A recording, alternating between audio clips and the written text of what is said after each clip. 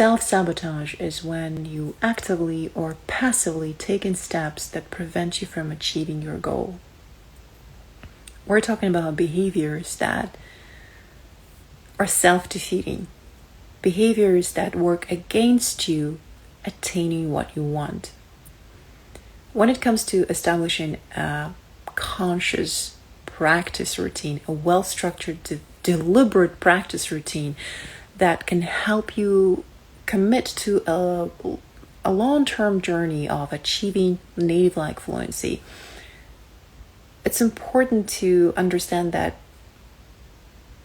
choosing a routine means choosing a set of behaviors, choosing behavior. And if you think about it, sabotaging your effort is a behavior too. It all boils down to what behavior you choose to repeat, replicate. What behaviors do you choose to continue?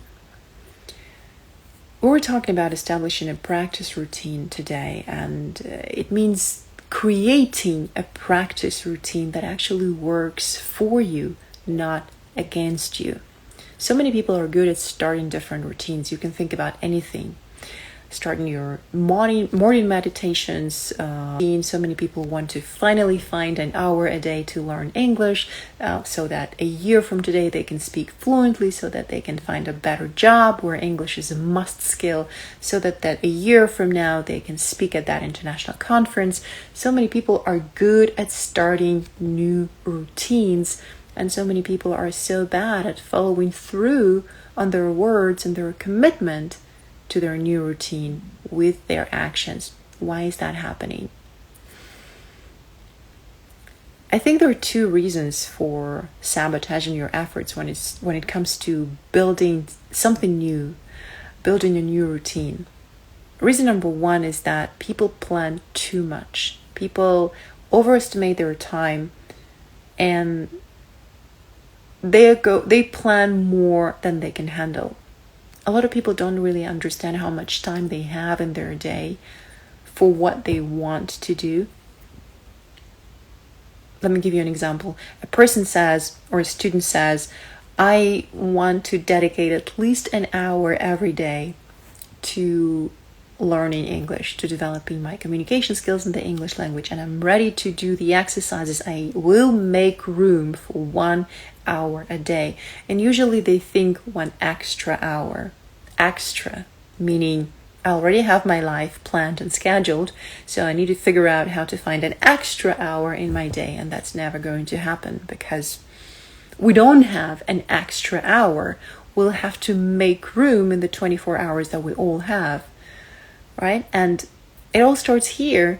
People start looking for that hour. People try to fit in whatever they planned in that hour, and they might even book a slot in their schedule, and they soon come to realize that it's an illusion, and they are getting themselves trapped because they don't have an hour every day. They might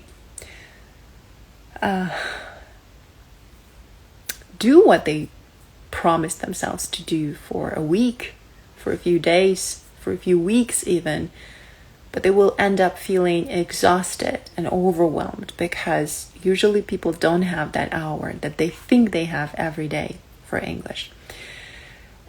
Start small. If you think you have 1 extra hour, start with 30 minutes and see how much you can accomplish within those 30 minutes. And then if you feel that it actually works for you and you want to do more, add 5 more minutes and then 5 more minutes.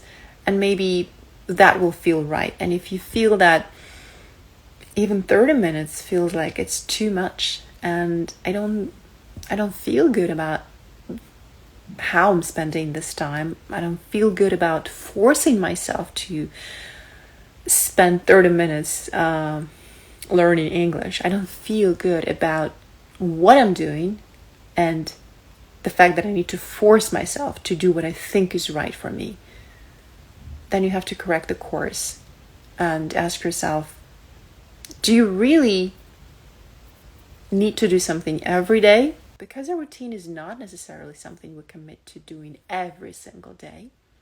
Well, a lot of people go to the gym 3 times a week. That's still a routine. not everybody works out every single day. They still have a routine, right? A routine is a sequence of actions. It's not one action. Many people also don't really understand that. If you think about your morning routine, waking up in the morning is not a routine, but waking up is an action. It's something that you do, but it's not a routine on its own, just the fact that you woke up. You probably wake up, you go to the bathroom, you brush your teeth, maybe you apply some facial cream, maybe, I don't know, you do some morning exercises, maybe you eat your breakfast, maybe you make breakfast for your family members. Whatever you do in the morning, there is a sequence of actions that constitutes your routine. And usually every person who has a morning routine, and I should say it's practically everybody, every person knows what this sequence of actions is, and every person knows how long this morning routine usually takes them, because when they know how long it takes them, they can plan their day accordingly. Many people don't know how long it actually takes them to complete an exercise when it comes to learning English and improving their communication skills in English. Let alone, many people have no idea what exercises exactly can be included in their practice routine, and they wait for somebody to give them direction and for somebody to give them precise exercises that they're supposed to be doing on certain days at a certain hour. And they wait for somebody to tell them exactly how long it's going, or it should take them to complete an exercise. But many people don't know this feeling. What does it even mean to complete an exercise? How does that feel? And if you planned an hour in your day to spend learning your English, or to spend improving your English skills, and you chose an exercise, and let's say, and that happens to so many people, you didn't complete an exercise within that hour. You thought an hour was going to be enough to get it done, and you started doing it, and 1 hour later you find yourself needing to take that call for work, like it's a work call. You find yourself in the middle of an exercise that you didn't finish, you don't feel good about it, you don't have any sense of accomplishment, you don't feel that. You feel frustrated because there's so much you haven't done, and that you started something that you can't complete today because you have so many other things to do. And when you find yourself in that situation and in that mental state, you don't feel good about it, and you don't feel like you want to replicate that experience. You don't feel like you want to go back to this exercise tomorrow, and you end up sabotaging your efforts, and you don't go back to that tomorrow. A practice routine, when we talk about a practice routine designed to help you commit to a journey of learning to learn a language, a journey of achieving native-like fluency, it's an infinite journey. There's no exam at the end of this journey. It's infinite. Probably you will never going to achieve that, but you're going to feel that you're on the right path, because your communication skills and your language skills will be actively changing, and you will notice the change. You can notice the improvement when you're actively improving on something. We can only improve what we can measure. A habit can only be improved once it's established. If you haven't spent your time establishing a habit, there is nothing to improve. So ask yourself, are you doing anything to establish certain habits? Because for many people, practice routine should not start with complicated exercises, with exercises that only somebody who can do those exercises is supposed to include in their practice routine. For many people, establishing a practice routine should start with actually getting into a habit of doing something consistently, getting into a habit of getting to know the exercises, getting into a habit of taking my time to learn the proper form, to learn the mechanics of doing those exercises, to learn to doing the exercises. This is where it should begin, because many people try to include the exercises that they saw other people include in their routine, but those other people have many more years of experience and they know what they're doing. If you don't know what they're doing, if you're just starting out, you should start where you are. And it's very important that your practice routine brings you joy. It should feel like oh, I can't wait to do this again tomorrow. I can't wait to do this again. If you end up feeling like, I am so frustrated, I started an hour ago and 1 hour later, I still don't know what I'm doing, I haven't completed an exercise, I feel bad because I haven't done my homework. And let's say if you're taking private classes, you feel bad about not bringing your homework to the next class because you just haven't had the time to accomplish it.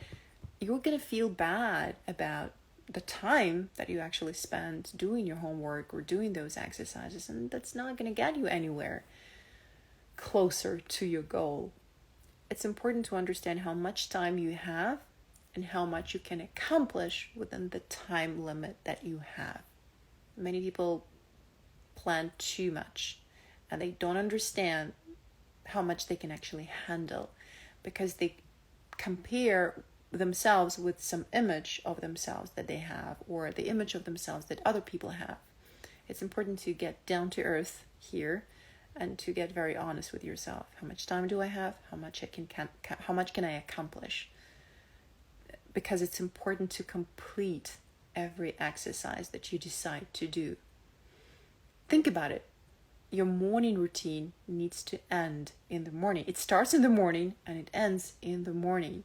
Imagine that you can't complete your morning routine. You can't finish it throughout the day. It's going to feel very weird and very frustrating, right? You started in the morning. You know exactly what sequence it is, what things you're supposed to do, and what is going to be the last item on the list. How do you know that you have done your morning routine? There is some trigger action, there is something that triggers that response. You know that, okay, I'm done with my morning routine. I can start my day. So that's reason number one in my experience. People sabotage their efforts because they bite off more than they can chew. And they never do the analysis. So they keep repeating the same mistake. The next time they plan to start it all over, they make the same mistake. They plan more than they can handle. And the second mistake, or the second reason I would say, is that when people plan their new life and their new identity, right? I'm going to be that person who only eats healthy starting from today. I'm going to be that person who works out every single day. I'm going to be that person who, is very attentive to every word they say. I'm never going to use profanity anymore. I don't know, whatever the habit that you want to cultivate, or I'm going to finally make room in my life for English, right? And I'm going to learn it. And all this year, I'm going to be actively learning English. Whatever it is that you plan to start doing with your time. People plan their new schedule as if tomorrow is going to be the best day of their life. As if, they plan their routine for the best days and only for the best days. They imagine that they're going to feel good, they're going to sleep enough, their kids are going to be healthy, everybody's going to be supportive of what they choose to do, it's going to be a great day, there are going to be no distractions. But I think it's very important to ask yourself, what am I ready to commit to even on my worst day?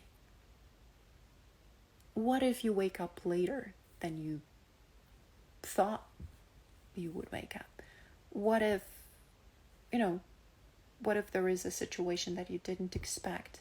What if it's not the best day that you planned? What if things go not according to plan? What if you feel unwell? And that happens to some days. What if, you realize you don't have enough time? What if you forget something? That happens all the time too. What are you going to stick to? What are you going to commit to even on your worst days? That's so important, and it's such an important question. And I think many people need to ask themselves this question when they plan their new schedule, when they want to implement a new routine, something that they haven't done before, something that hasn't been a routine yet. Or when you just want to start building a new habit. If you only plan new things for the best days of your life, you're never going to learn to be consistent. And a routine is something that we do consistently. It's a set of regular, frequent behaviors that we choose to consciously do. Of course, there are unconscious behaviors too. A lot of people have the habits that they don't realize they have, right? A lot of bad habits are the result of unconscious behavior. Many people don't even realize what they say. Many people don't realize the words that they keep using. Many people don't realize many things about themselves. But we're not talking about those habits, because building a practice routine to achieve a certain level when it comes to communication skills in English, or to achieve native-like fluency, what I call it, that requires taking conscious decisions, making conscious decisions about what you want to do with your time every single day. And the thoughts you think every single day count too. Maybe you're not going to do an exercise every single day, but you think thoughts every single day. And every day is different.